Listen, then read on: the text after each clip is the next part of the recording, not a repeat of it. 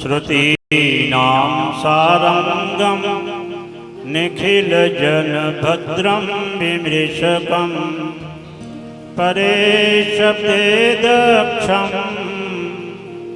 शुभचरितशीलं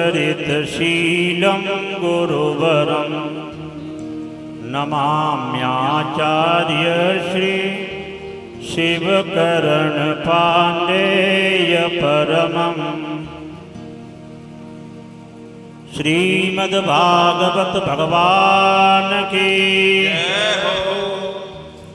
श्री बांके बिहारी लाल की श्री राधा रानी की श्री यमुना पटरानी की श्री गैया मैया की श्री दाऊजी भैया की परमाभिवंद्य श्रीमद् वृंदावन धाम चैतन्य विहार गोविंद धाम में श्रीमद् भागवत कथा के रसद त्रिवेणी के प्रवाहक आचार्य श्री बालकृष्ण जी महाराज, जिनके मुखचंद्र से निर्झरित श्री कृष्ण कथा कादम्बिनी की अविरल धारा प्रवाहित हो रही है। श्री आचार्य जी ने ये 7 दिन के लिए एक ऐसी प्याऊ लगाई है कि जिसको पीकर के केवल प्यास नहीं, सभी वांछाएं पूर्ण हो जाती हैं। यह 7 दिन के लिए एक कल्प वृक्ष भूतल पर लगाया गया है बालकृष्ण जी के द्वारा कि जिसके नीचे बैठ करके जो चाहो सो प्राप्त करो। यह 7 दिन के लिए वह चिंतामणि रखी गई है कि जिसको मात्र प्रणाम करने से ही सकल कामनाएं पूर्ण हो जाती हैं। ऐसे भाग्य को परिवर्तित करने वाले आचार्य श्री बालकृष्ण जी महाराज कथा भागवतस्यापि नित्यं भवति यद गृहे तद गृहं तीर्थ रूपम ही बसताम पापनाशनम। श्रीमद् पद्म पुराण में कहा गया है कि कथा जहाँ पर होती है भागवत जी की, वह स्थान नहीं रह जाता, वह घर नहीं, वह तीर्थ हो जाता है। तो तीर्थी कुर्वन्ति तीर्थानि स्वांतस्थेन गदाभृता।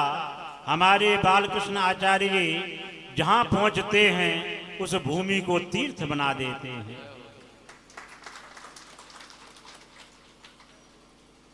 जो जंगम तीर्थराज ये चलते हुए प्रयागराज हैं। प्रयागराज में गंगा यमुना सरस्वती का लोगों को दर्शन होता है, लेकिन हमारे बालकृष्ण आचार्य जी अपनी कथा के द्वारा भक्ति ज्ञान वैराग्य की जो त्रिवेणी प्रवाहित करते हैं, इसके द्वारा त्रिताप का समन होता है। भक्त तीनों लोकों से ऊपर जो गोलोक धाम है, साकेत धाम है, शिवलोक धाम है, वैकुंठ धाम है, वहां का सदा के लिए किंकर हो जाता है। प्रथम स्कंध में श्री सूत जी महाराज ने शौनक जी से कहा, वक्षे कृष्ण कथोदयम। ये भागवत जी की कथा महात्म पद्म पुराण के महात्म से लेकर स्कंद पुराण के महात्म तक इसमें कृष्ण कथा उदय, सर्वत्र कृष्ण भगवान की कथा का उत्कर्ष है। भगवान की कथा सुन करके किस जीव का उद्धार कैसे होता है, ये पद्म पुराण में आचार्य जी ने आपको धुंधुकारी उपाख्यान के माध्यम से बताया। प्रथम स्कंध में बताया कि भगवान कहते हैं सब पर मोर बराबर दया, मेरी सब पर बराबर दया है। प्रथम स्कंध में भगवान ने कुंती जी पर, द्रौपदी जी पर, सुभद्रा पर जो कृपा की, पांडवों की सुरक्षा की, ये श्रीमद् भागवत 7 दिन में हमारे आचार्य जी उस भगवान की चरण रज को प्रदान करने के लिए इन्होंने ये 12 स्कंध, ये 12 डंडे की एक सीढ़ी है जिस पर आराम से चढ़ना नहीं है, बैठना भी नहीं है। जैसे लिफ्ट में व्यक्ति बैठ सो करके भी पहुंच जाता है, ऐसी कथा में बैठ जाओ, केवल आ जाओ। शुश्रूषभिस्तत्क्षणात् प्रथम स्कंध के दूसरे श्लोक में कहा गया कि सद्यो हृदयवरुध्यते कृतिभि शुश्रूषभिस्तत्क्षणात्, कि सुनने की इच्छा मात्र हो जाए भगवान उसको अपनी गोद में बिठा लेते हैं। तो ये साप्ताहिक कथा हुआ भगवान की प्यारी गोद है कि जिसमें अबोध, अनाथ और निरीह बुझी सनाथ किए जाते हैं। कौशिकी संहिता में श्रीमद् भागवत को भगवान का स्वरूप बताया गया है। पादौत प्रथम स्कंध, आपने प्रथम स्कंध का श्रवण किया, ये भगवान के दोनों चरणार बिंद हैं। द्वितीयो जाननी स्मृत, द्वितीय स्कंध भगवान के दोनों घोंटू हैं। तृतीय सक्षिणी गेय, तृतीय स्कंध भगवान की जांघें हैं। चतुर्थ कटिरुच्यते, चतुर्थ स्कंध भगवान की कमर है। नाभिम तो पंचमम विद्या, पंचम स्कंध भगवान की नाभि है। हृदयम षष्ठ ईरितम, ये छठवां स्कंध भगवान का हृदय है। सप्तमस्त उरह प्रोक्तम, सप्तम स्कंध भगवान का वक्षस्थल है। अष्टम कंठ उच्यते, अष्टम स्कंध भगवान का कंठ है। आज कंठ से लेकर के भगवान के मुखारबिंद तक की कथा सुनाई पड़ेगी। स्कंध तो नवम स्कंध, ये नवम स्कंध भगवान के दोनों कंधे हैं। और दसमो मुखमीरितम, दसम स्कंध कर्ण अक्ष नासिका युक्तम, दसमो मुखमीरितम, कान आंख नासिका युक्त दसम स्कंध मुखार बिंद है।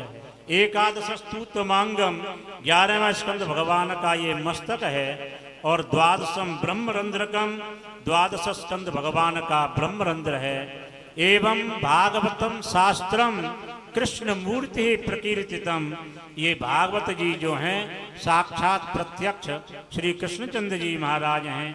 आप लोगों का अहोभाग्य है कि श्री भगवान राम जी के जो उनके बाबा परबाबा सरबाबा के पुरोहित थे, उन्हीं के वंश में उत्पन्न हमारे श्री परमादरणीय बिहारीलाल वशिष्ठ जी महाराज का आप दर्शन करके, ऐसे तपपूत महापुरुष का दर्शन करके, इनकी चरण की रेणु को आप सिर से लगा करके अपनी लौकिक पारलौकिक संपूर्ण कामनाओं को पूर्ण करेंगे। हमारे श्री रावत जी महाराज, श्री मिश्र जी महाराज और हमारे सभी भक्तजन जिस कामना से विराजमान होकर कथा सुन रहे हैं, ये श्री राधा रानी और कृष्ण भगवान कलयुग के प्रत्यक्ष कामधेनु कल्पवृक्ष और चिंतामणि हैं।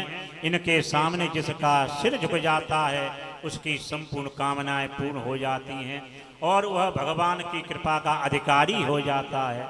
मैं आज अपने आप को कृतार्थ मान रहा हूँ कि ऐसे परम पावन उपाख्यान में, ऐसे सात्विक अनुष्ठान में आकर के मुझको आप सब सद्भक्तों का दर्शन करने का सौभाग्य मिला। श्रीमद् भागवत भगवान की जय हो। श्री वृंदावन बिहारी लाल की जय हो। श्री व्यास जी महाराज की जय हो। सकल भक्त वृंद की जय हो। श्री परीक्षित जी महाराज की जय हो। हमारे संगीत विद्या विशारद भूतल के गंधर्व गणों की जय हो। बहुत बहुत साधुवाद, बहुत बहुत धन्यवाद हमारे